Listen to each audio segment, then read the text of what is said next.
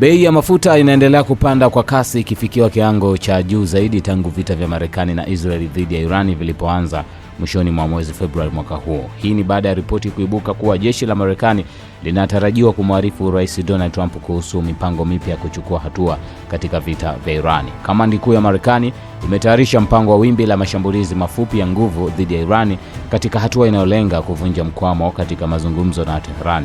Tovuti ya habari ya Axios iliripoti. Vyombo vya habari vinasema kwamba bei ya mafuta ghafi ilivuka kwa muda hadi dola za Marekani 120 kwa pipa, huku kukiwa na wasiwasi kuhusu muda ambao mzozo huo utaendelea.